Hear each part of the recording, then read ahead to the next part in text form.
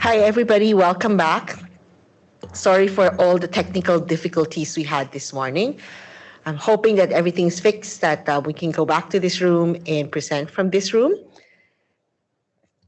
Our next topic is our trauma-informed care and what we do here, caring for people with who are using drugs. And we have Keenan Ross to talk to us about it. Keenan is the clinical nurse leader for our urban health program. Prior to that, there is a Slido question. So if you guys could go to slido.com, #GoPHC to answer Keenan's question. Thank you.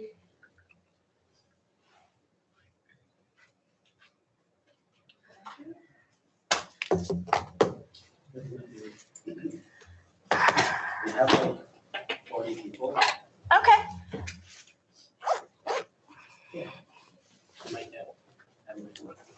What? You might get 10 responses. One is good. One response is good.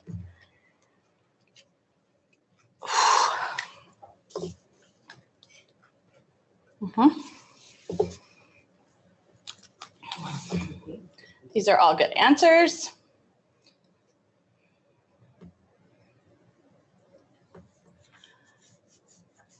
Anybody else? Last call for answers. Yes. That's a wonderful answer. The behavior towards treatment. Yeah. Oh my gosh, these are all such great answers. It's so great to see that people are considering their own bias and what they might be carrying with them. Tolerance to opioids is a huge challenge these days. Overdose is also a challenge. Yeah. Okay. So good. I'm also just going to, sorry, my brain is not fully working. So just as a quick, I think you guys probably already did a land acknowledgement today, but it's just important, I think, that we really acknowledge that we are on unceded and traditional territories, that the Squamish, Musqueam, and Tsleil-Waututh peoples. And part of this acknowledgement that I think we really need to pay attention to in healthcare is that we are working in a colonial infrastructure, that healthcare itself is a colonial tool that was used and is still used to control our Indigenous populations. So it's always something we need to consider when we're providing care. Okay, now I go to here. Oh, I did it all by myself. I think that's the first time. All right, so as was previously mentioned, my name is Keenan Ross, and I am the clinical nurse leader on the urban health program, in the urban health program here at St. Paul's on the inpatient unit 8 Alpha. So we're going to talk a little bit about, we're going to talk a lot about actually addiction and trauma-informed practice and how we can change our approach to providing care for people who are actively using drugs, because they are traditionally seen as a very difficult population to serve. And really, there's a few small things that if we employ these tactics, things get a lot easier and our patients are able to actually participate in care and be present for their treatments in hospital. So sorry. Gabor Mate, who wrote In the Realm of Hungry Ghosts, who practiced here on our palliative unit and who also worked extensively in the downtown east side, talks about addiction as a relapsing behavior, satisfies a short-term craving and persists despite long-term consequences. So that is in spite of losing children, going to jail, not having jobs, all of those sort of big name consequences. It's a very complex condition. Some people consider it a brain disease, and it's usually manifested by compulsive substance use, despite consequences, as we said. And there is usually a very intense focus on using a certain substance. A lot of the people that we serve at St. Paul's are using fentanyl, and a lot of people are using stimulants such as crystal meth or crack cocaine. So they will keep using drugs and alcohol when they're in hospital, and it's actually not realistic for us to expect people to abstain. This is a coping mechanism for a lot of people. So they'll keep using even though they know it causes problems. And there are treatments available, but it's the process of getting people into those treatments and all the barriers around it that often make it impossible for people to do that. But people can recover from addiction and lead very, very what's considered normal and productive life. So we have to think about well, how does addiction progress and what does it look like? If somebody has like a CVA, they have a stroke, we can put them in a CT scanner, we can see their brain, we can see everything that's going on, we can see it progressing, and we're able to sort of track where they're at with the pathology of that condition. With addiction, it's a little bit different because the functions that typically start to be affected are emotional life, relationships, thought processes, decision-making, and behavior. So a lot of that stuff happens inside a person's head, and we see the outcome of it, but we don't often see how they get there. And so part of the other thing with addiction is that it does change the actual reactions in the brain, right? The neurotransmitters are all reacting to whatever drug is being consumed, and it can result in some pretty significant changes to brain chemistry, some of which can be permanent. And so basically, the more a person uses and the more that their brain is changed, the greater obstacle they have to overcome to get back to optimal brain function. So there are a lot of people that get addicted to drugs, and it's all different reasons. There's trauma, which is a huge, huge factor. Pain, chronic pain, acute pain. There's mental health, and there's also genetics. Genetics, I think, plays a way lesser role than we thought initially, but certainly mental health, pain, and trauma are big, big factors in substance use.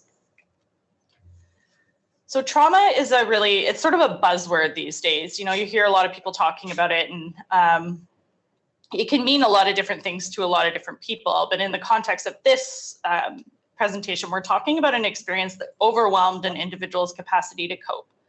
So it can be trauma in early life, so it can be child abuse, neglect, witnessing violence. We're now starting to see a lot more information around disrupted attachment between children and parents. And then there's also stuff that happens later in life: violence, car accidents, natural disasters, wars, sudden expected loss and complex grief, global pandemics, all sorts of other things that can affect people throughout their lifespan.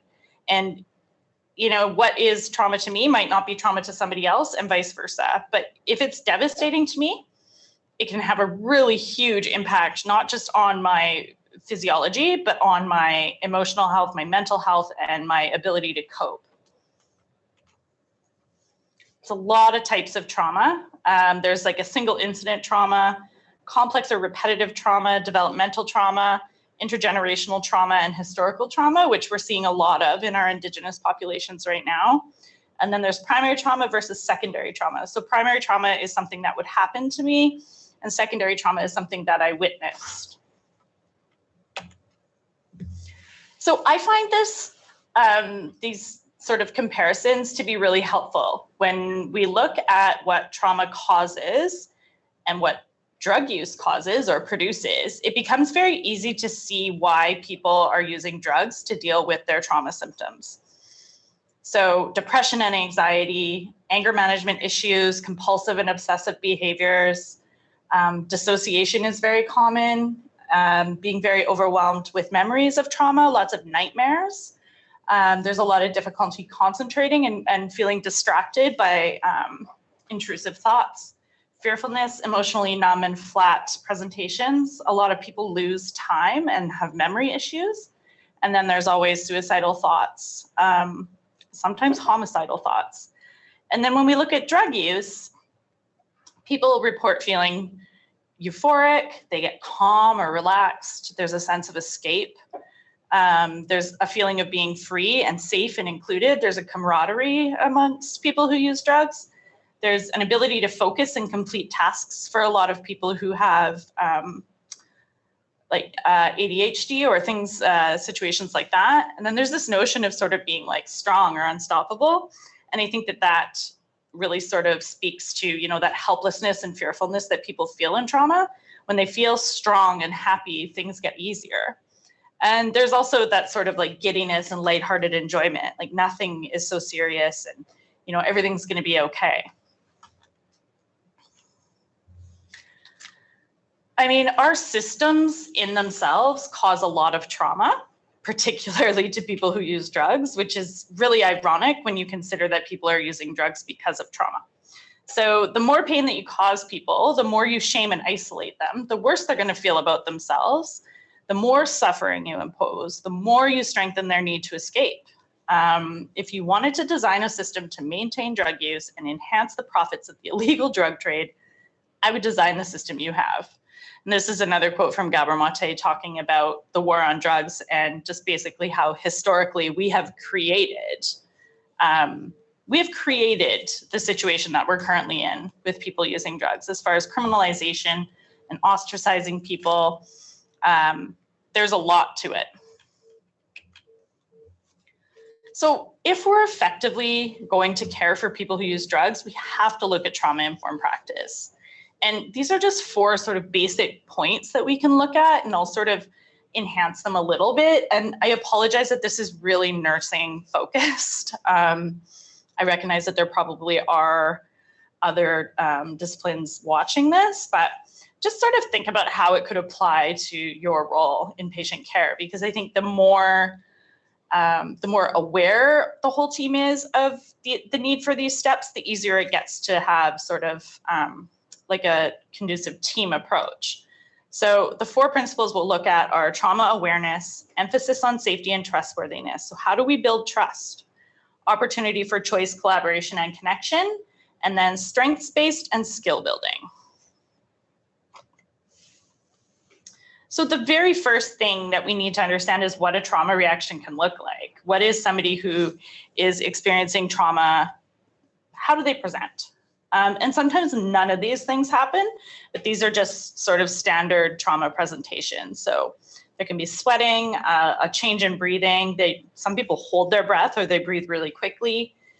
Rigidity and muscle stiffness. There's difficulty relaxing.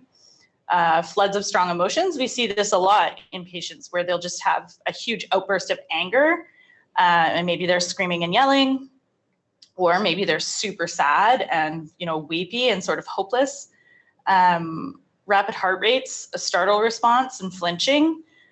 The startle response is actually a big one that we see, and I like to remind every person that, you know, when you're going into somebody's room in the morning and they're sound asleep, you go in and like throw on the lights and start talking really loudly, it's actually really disturbing to a lot of people. So be conscious of the fact that people might be startled out of their sleep and they don't always react very well in those scenarios. Some people literally shake.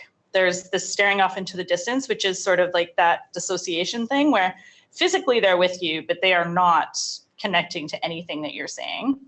And then becoming disconnected from a present conversation and losing focus. So sometimes you'll be talking to somebody and they're paying attention and everything's going really well, and then you'll notice that they're just not with you anymore. And sometimes that's their inability to stay present in a difficult conversation. And that can be avoided by, you know, keeping things as short and simple as possible. And then there's the inability to concentrate or respond to instructions and the inability to speak. So some people just shut completely down. And they're literally not there. Like their body is in a place where their fight or flight system has kicked in, and they're not capable of being present. So emphasis on safety and trustworthiness. This is probably the most important piece that I have found in caring for people who are using drugs. Nobody's going to stay in an environment that they don't feel safe, and nobody's going to work with a healthcare provider that they don't feel that they can trust. So hospital environments are often sites of trauma. They're often sites of, you know, the unknown and anticipation and pain and fear, and it can just really cause people to just either, you know, shut down completely, or they just leave because they don't trust us, they don't trust our intentions, they don't trust the situation. So remembering that people come to us with a whole host of life experiences, and, you know, that's really going to shape how they feel, what they think, and how they respond to us. And that's a huge piece of learning to engage people in care. Maybe they lost a family member in this hospital.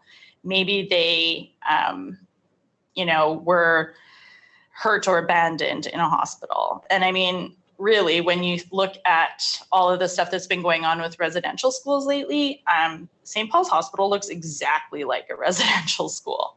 It's a big red building with a whole bunch of religious statues and a religious name. And I know that even the site of the building can be too much for some folks. So it's really important that we listen to them and catch, sort of those little things that they drop about feeling safe. And whether that's being, some people just need to be in a private room. And I recognize that some don't consider that medically indicated, but if somebody tells you straight up that they can't sleep in a 4-bed room, and we know sleep is a huge part of healing and recovery, then it is medically indicated. It's time for us as healthcare providers to acknowledge these things, not as, like a huge demand, but they're telling us exactly what they need to receive care. So there's always going to be hungry, angry, lonely, tired. These are things that are gateways to being able to comfort and support people. A lot of our patients are super hungry.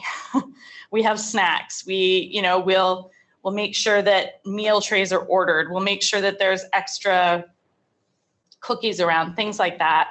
In particularly difficult situations, sometimes we will, go as far as grabbing, getting money together and ordering pizza for somebody or things like that. Like, you're not obligated to do these things, but these are just little tricks that have worked for us. I know when we had a COVID outbreak on our unit last year, at the end of it, we bought Big Macs for everybody because they'd all just been under so much pressure with the repeated swabbing and all the restrictions, and everybody just needed to laugh a little bit. So we went and ordered a whole bunch of Big Macs and pushed this cart down the hallway. It was really, really fun. People get really lonely. As I was saying before, there's a lot of camaraderie amongst people who use drugs. There's a lot of street family ties and things like that.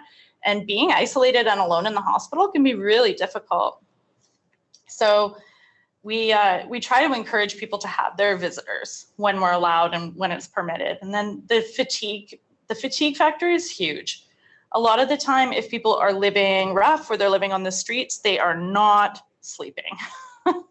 So, they'll come in and they'll crash for a couple of days, and it's really difficult to get anything done in those first couple of days if they're that tired. But I find that if we give people space to sort of have a good sleep, then they're a lot more amenable to being engaged in their care the next day.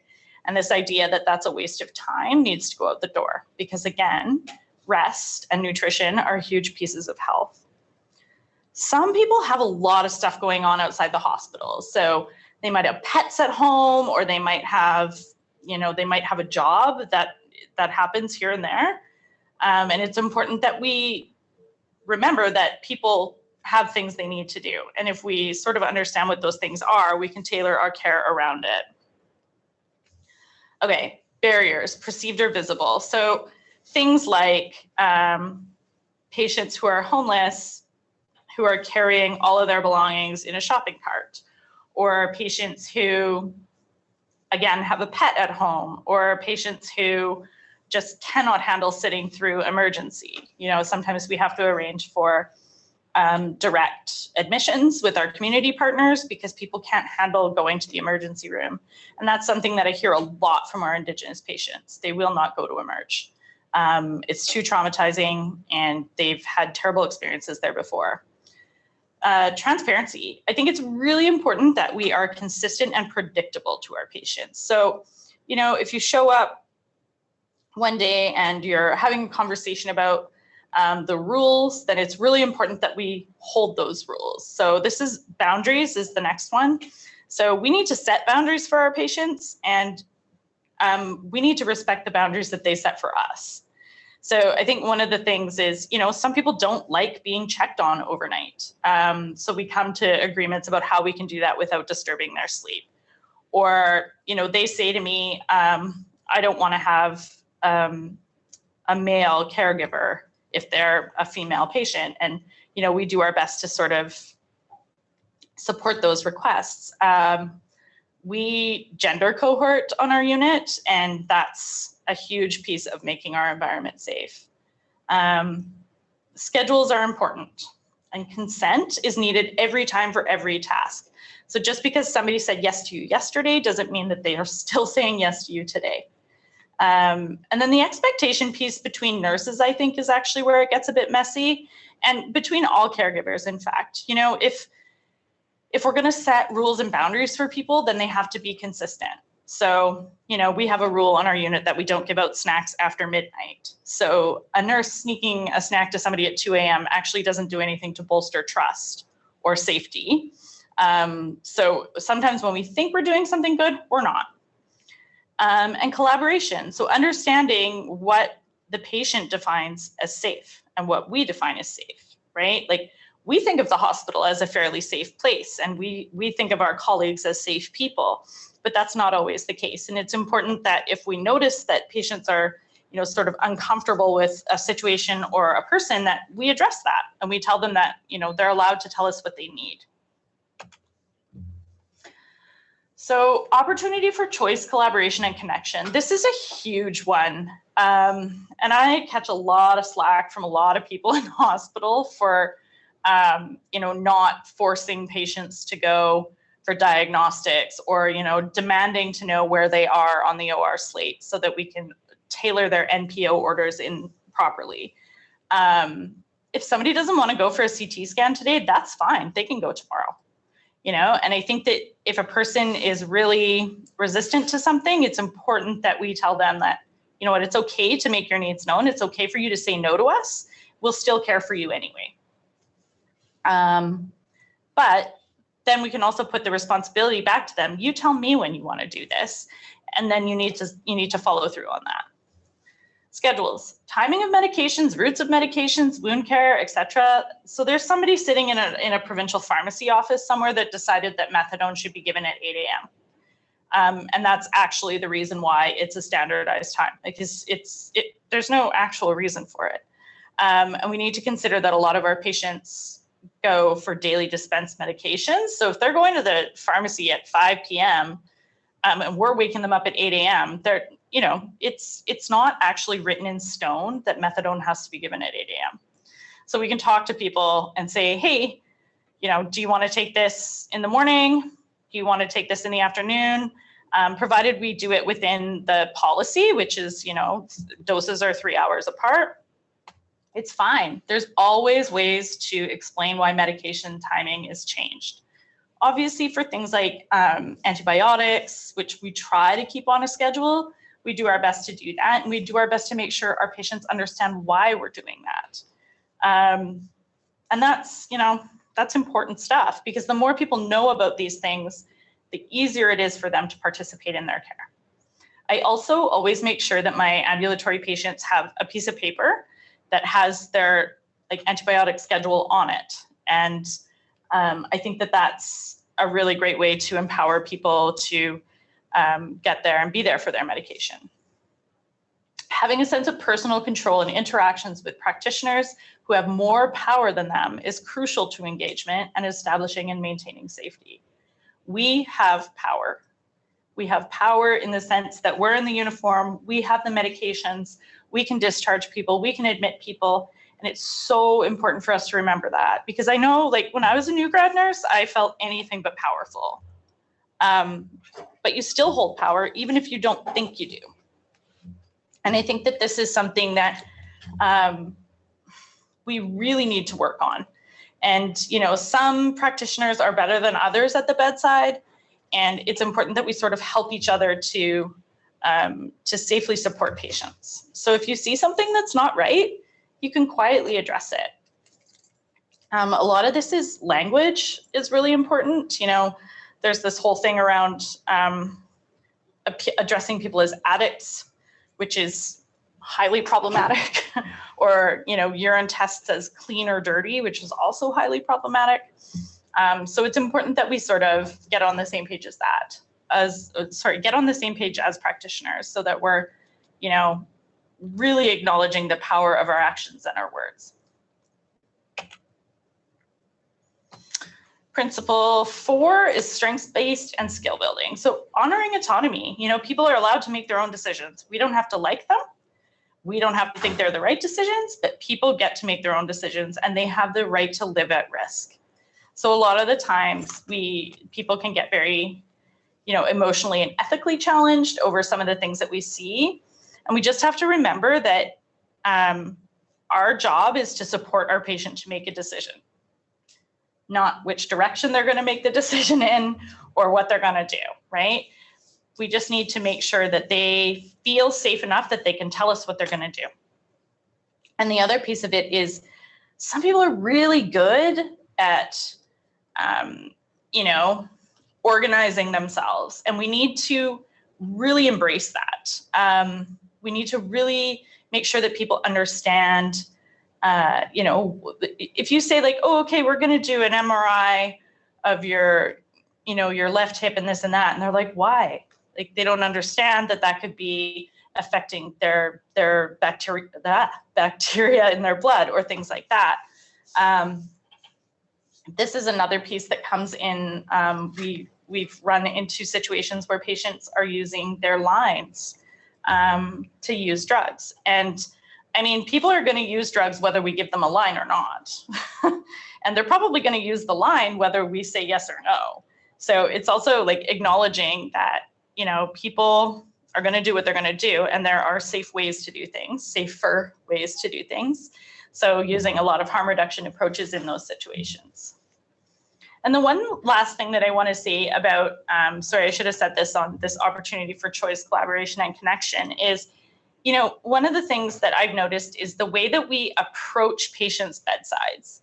And sometimes we go in there and we're all standing around the bed and we're talking down to the person, and that can be really, really intimidating. So just, you know, be cognizant of your body language and your positioning when you're talking to people. All right, so what does this all mean? It's all very scary at first, and nobody expects anybody to understand this completely. And it's something that gets easier with experience, and it's something that gets easier as you learn more about people who use drugs. And people who use drugs are the best people to learn from. So we need to really look at why we think the way we do about people who use drugs, and really look at that internalized stigma and, you know, what the media has always told us, and how does the war on drugs inform our current situation? How does it inform our practice, right? Do we automatically assume that people are going to lie, or they're going to be late, or they're not going to want to do something? And how does it affect how we care plan? It's significant. And when you start to look at those things that you're assuming about people, these internalized stigmas and bias become very clear. Okay, fentanyl and opioid dosing. I know that somebody had said in the first part that they were worried about overdose, and then somebody else said treating pain. And you know what? It's really touch and go right now. The fentanyl poisoning epidemic has made our jobs very, very difficult. And one of the things that is important to remember is that fentanyl is very hard and short acting. So people get a huge bang and then they're sick right after. Opioid dosing. So people have extreme tolerance right now. And, you know, we're giving IV fentanyl, we've got patches, we're giving infusions, we're doing all of these things, and people are still showing signs of withdrawal. So it goes beyond just meeting those physical needs at this point, and we actually have to do a lot of sort of, you know, pep talking with people and talking them through really difficult situations. But it's also important that we make sure that our patients are being dosed correctly. You know, if somebody comes into emergency and they report using a gram of fentanyl every day, and they're given 1 milligram of hydromorphone PO Q4H, they're gonna leave. Because number one, that's not going to support their opioid needs as far as keeping them from going into withdrawal. And it's also not going to deal with their pain. Pain and withdrawal are two totally different things and need to be assessed as such. So knowing sort of the onset and the duration of different medications and different routes is something that I recommend that newer nurses pay very close attention to. And, you know, don't be afraid to say to a doctor, I've noticed that this person doesn't have any opiate replacement therapy and their history has a significant substance use disorder. It's our job to advocate for our patients, right? And I think that that is one of the biggest pieces that gets missed. The sedation piece is also really interesting right now because some people literally just want to be obtunded and are not happy until they're obtunded. And that's really scary for us. But the way that we sort of do it on our unit is, you know, we'll throw a sat monitor on somebody, and if their rest rate is 9, but their O2 sat is 100, and they're comfortable and they're sleeping, we're not going to do anything. We're going to leave that monitor on their finger and we're going to watch them.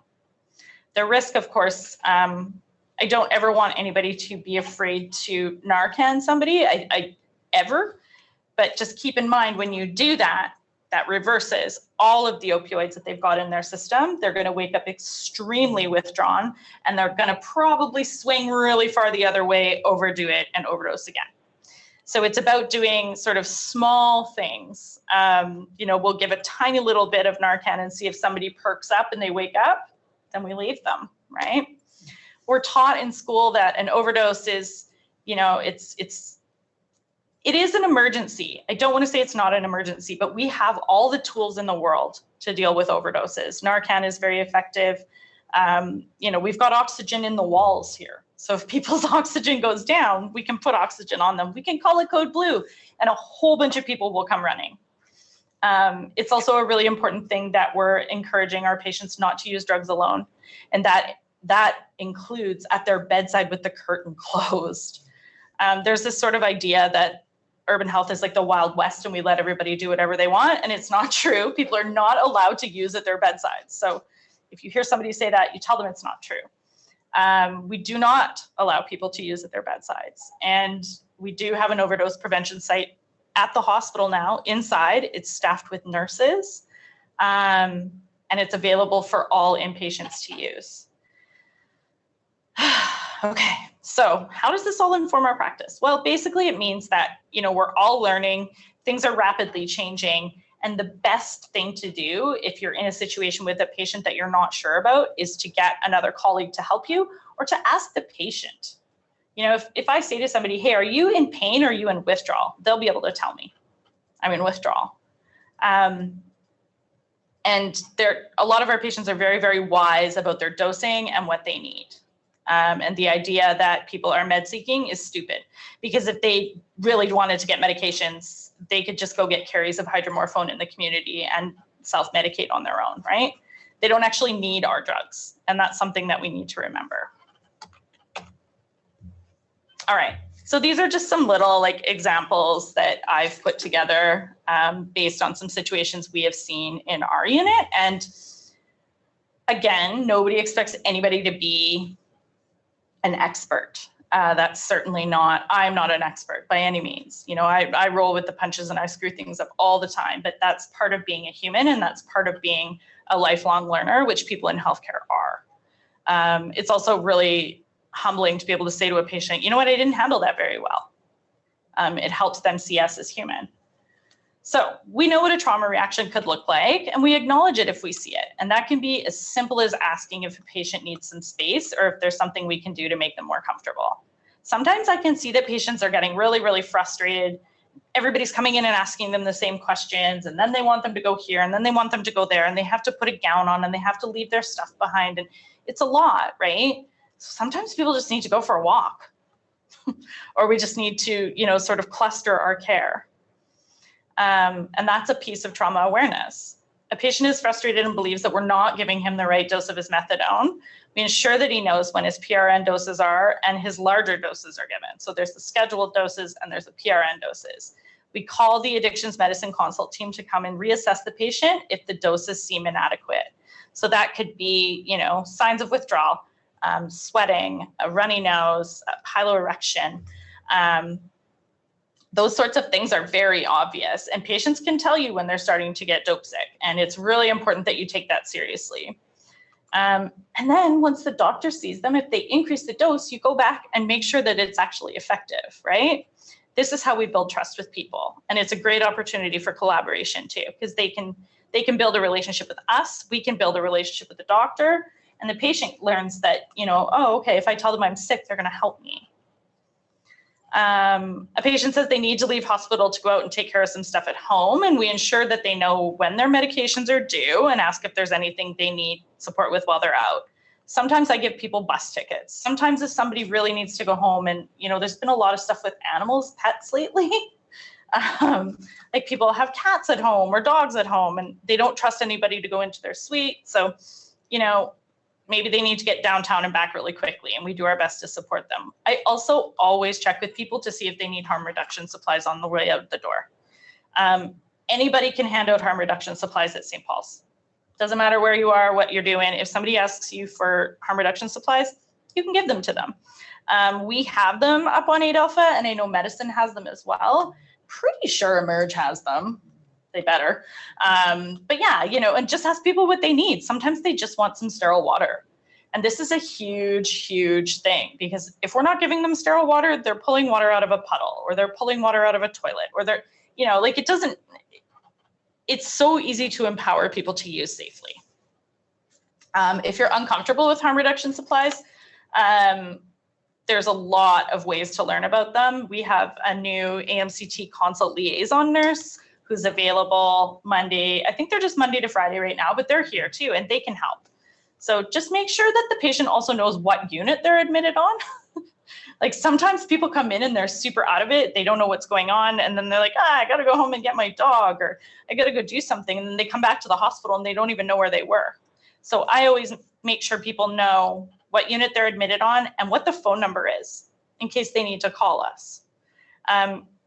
Shit happens, pardon my French, but sometimes people miss a bus on the way back, or, things like that. And if we just say, hey, call me if you're running late, and they will do it. And it's really, really cool to see people actually know that, we want them to succeed. This is a really great example of emphasis on safety, strengths-based, and skill building.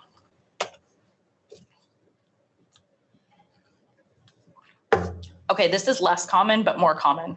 It's really funny. It kind of goes in waves, but people using at the bedside, or using in bathrooms, or using in hallways, or, we'll find uncapped sharps in a used cooker at the bedside.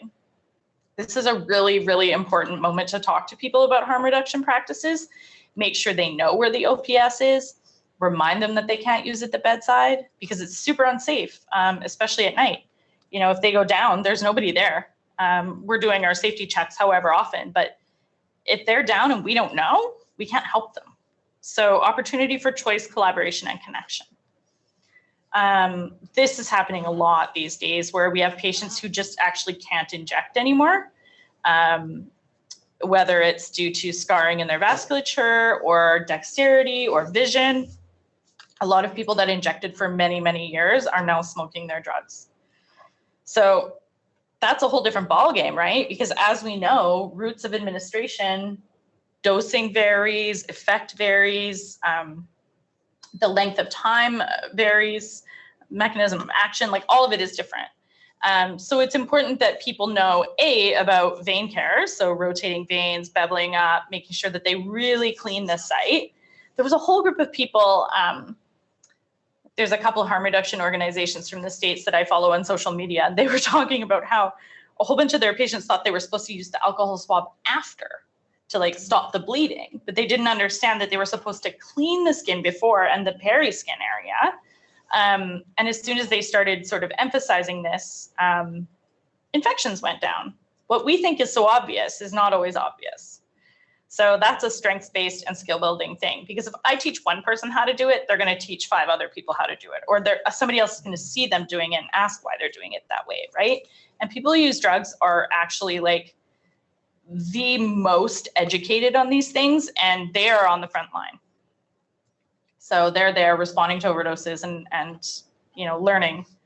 We have a patient who's not coping very well with being in hospital. They are missing a lot of medications, and a lot of I get a lot of phone calls like, well, we're just going to discharge this person. And I'm like, hold on. What's going on at home for them? Do they have a sick relative? Do they have a dog? Do they have, I've had people who are in like fighting with the ministry about their children. Like they don't care that their vancomycin's due at 2 p.m. because this is much more important to them and they have to deal with it. They can't not go to court, right? So asking people how we can support them to be here for their treatment, or if we can change the timing on things, is a really easy way to deal with this. I know we had a guy who was working at the OPS once, and his shift was from 7 a.m. until 11 a.m. So we switched all of his antibiotics to be given overnight. Ta-da, no more missed doses, right?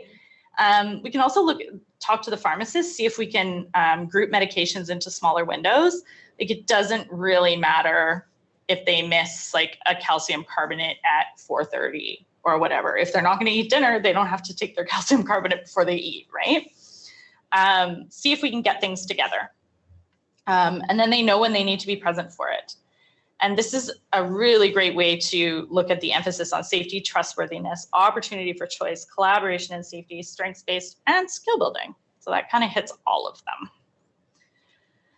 I talked really fast and I talked about a lot of things, but I think my biggest message would just be that, our patients are a wealth of information and are so willing to support us in learning and are so willing to do things that we think they might not be willing to do.